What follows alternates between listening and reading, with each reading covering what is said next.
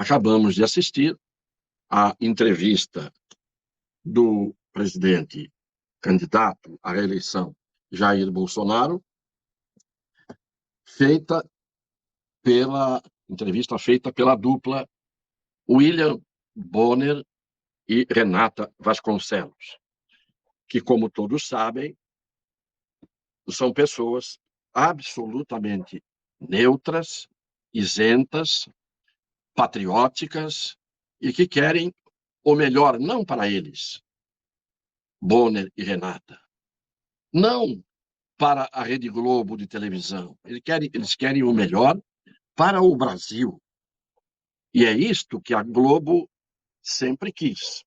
Foi por isso que os dois proprietários da Rede Globo de televisão são os dois homens mais bilionários do país. Podem procurar, consultar os dados da revista Forbes, os dados que estão no Google, nas fontes de informação. Então, o que o senhor Bonner e a dona Renata Vasconcelos e alguns outros que conseguiram manter lá os seus empregos. Damos um exemplo ontem do Chico Pinheiro, que todo mundo via apresentando telejornais, que todo mundo via apresentando programas, inclusive, de entretenimento, sarau, onde ele apresentava músicos, etc. Ele ontem foi o mestre de cerimônias, o apresentador, torcendo de forma fanática naquele pequeno comício do presidente Luiz Inácio da Silva no Anhangabaú. Então, se alguém perguntasse para o Chico Pinheiro se ele era neutro, claro que ele diria que sim. Uns foram mandados para o olho da rua. A Globo mandou. Com que interesse? Só os Marinho é que podem dizer.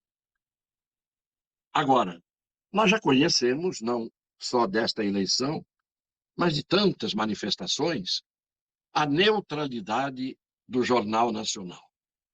Quantas notícias que estavam no Brasil inteiro sendo vistas, nas redes sociais, quantas notícias importantes não se via uma palavra no Jornal Nacional a respeito de certas notícias. E quantas outras notícias que eram fake, que não eram importantes, ganhavam uma dimensão extraordinária nas expressões teatrais do seu William Bonner e da dona Vasconcelos. Porque eles estão jogando tudo. Esta eleição não é uma eleição em que está em jogo apenas um mandato que pode ser trocado ou pode ser conservado. Nessa eleição está em jogo o interesse da Globo, o interesse da Fiesp, o interesse dos banqueiros, o interesse de muitos que, na verdade, têm os seus interesses fixados no seu umbigo, ou nas suas contas bancárias, ou nas suas ideologias. Porque quando nós verificamos a desonestidade moral e intelectual do Jornal Nacional, não é à toa que caiu a audiência do Jornal Nacional de forma avassaladora, da própria Globo, porque o povo vai acordando e ele começa a distinguir, a separar uma novela que pode ser agradável daquilo que é o jornalismo de uma emissora que tinha que ter o compromisso com a verdade, que tinha que ser absolutamente isenta. A nação, composta pelo povo, e o povo são aqueles que vivem na nação, que compõem a população de uma nação, ela não muda de um dia para o outro, evidentemente. Até porque muitos fizeram tudo para que a nação tivesse sempre o povo mantido no desconforto de ignorar, no desconforto de não ter estudos. Mas o Brasil se supera sempre e se supera em tudo. E o que a gente vê hoje é que as pessoas, com esta bendita internet, com essas benditas redes sociais, malditas para os ministros do Supremo, que viram que ela muda o entendimento das pessoas, que viram que ela é esclarecedora, que viram que ela, pelo menos, cria as dúvidas.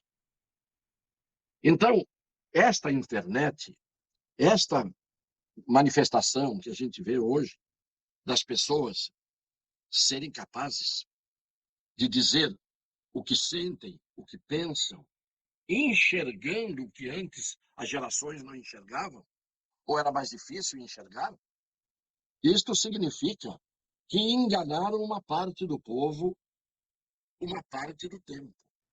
Então, hoje, nós estamos vendo as pessoas se exporem. Elas dão os seus nomes, elas emitem suas opiniões. O que nós não podemos é ter esta má-fé. E o Bolsonaro, de uma forma muito tranquila, resolveu deixar os 40 minutos ali passar, porque ele sabia que ele ia para a guilhotina, que ninguém estava ali querendo saber do seu programa de governo, que ninguém estava ali para lhe fazer justiça naquilo em que ele acertou, que ninguém estava ali querendo mostrar o Brasil de hoje, que é um Brasil que deu a volta por cima, com tudo aquilo de tragédias que aconteceram. Estão aí a Inglaterra desesperada, afundando, a França afundando, o seu Macron calou a boca, o presidente não fala mais nada.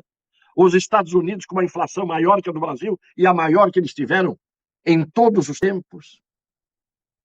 Imaginem se a Rede Globo de televisão, que pediu que o presidente fizesse um compromisso público diante de milhões de pessoas, se o presidente assumiu o compromisso de não dar um golpe, o presidente podia até só respondido: eu assumi o compromisso que não dou o golpe, que se quisesse dar, já teria dado.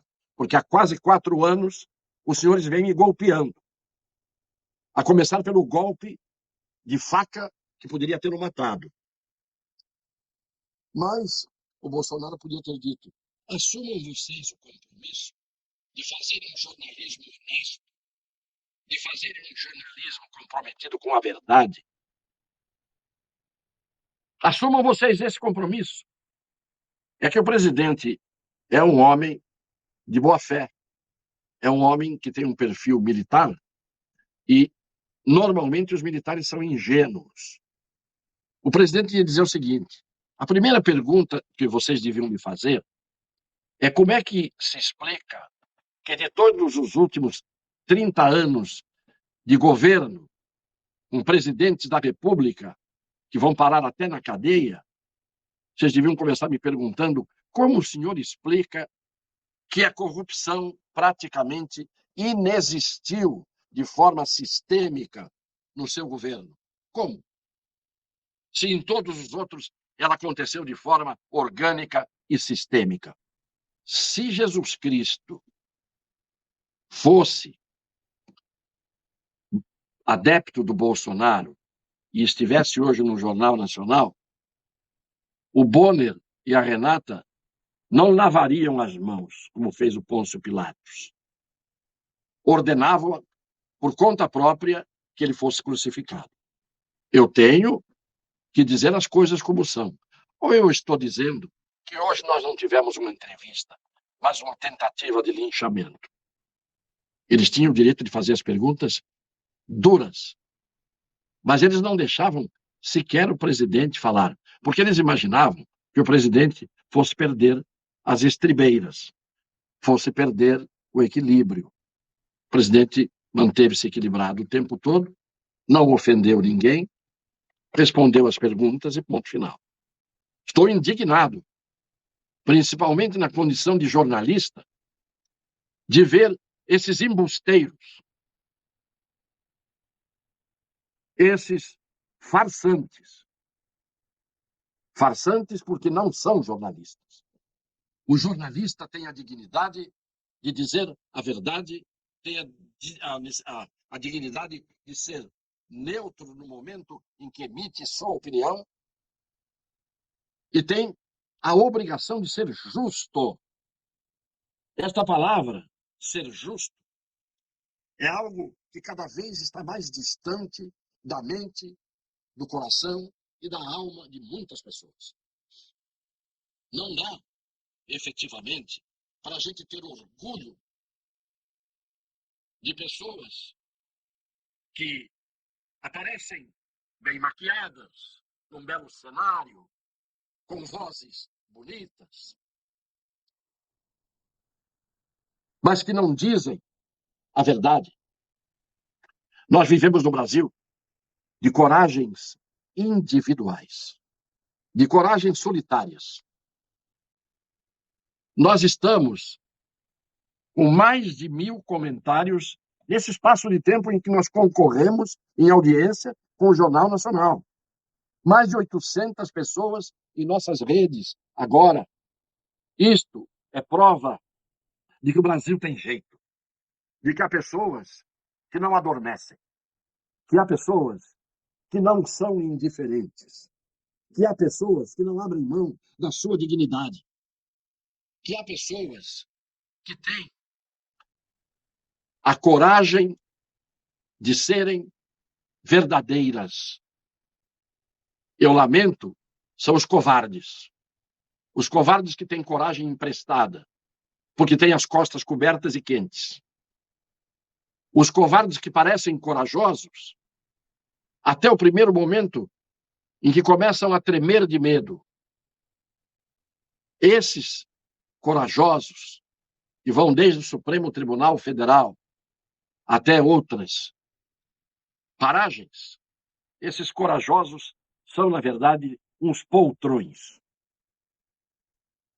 E poltrão, todo mundo sabe, é sinônimo de covarde, de calhorda.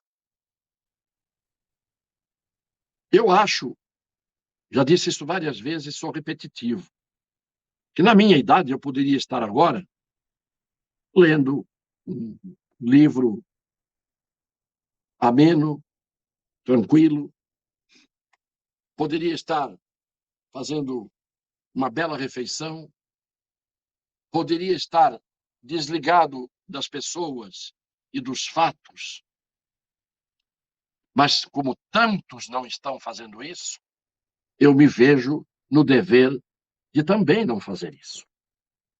Eu me vejo no dever de estar tentando, aos 80 anos de idade, ser verdadeiro. Nem melhor, nem maior do que ninguém. Os que são verdadeiros não têm nenhum medo de serem chamados de menores do que eu. E os verdadeiros são muitos. Minha opinião sobre a entrevista feita hoje por William Bonner, Renata Vasconcelos, no estúdio da Rede Globo de televisão, de propriedade dos bilionários mais ricos do Brasil, a televisão do Criança Esperança. Quantas crianças podiam ter muito mais esperanças se a Rede Globo de televisão tivesse se dedicado durante esse meio século a formá-las, ajudar a formar a opinião dessas crianças e ajudar a afastar de perto dela as pessoas que deformaram a educação, o ensino, a formação das crianças no Brasil. É uma rede de televisão, não de hoje, é uma rede de televisão maligna. É uma rede de televisão desonesta. É uma rede de televisão que nunca, jamais pensou no interesse dos brasileiros. Agora que os tempos estão mudando, eu estou me animando a começar a dizer coisas que vi e ouvi para estimular as pessoas que me estimulam e me honram a serem ainda mais gente do bem do que são. Ainda mais do que são. Muito obrigado a todos. O meu carinho, o meu respeito, a minha admiração e um beijo no coração das pessoas de boa fé.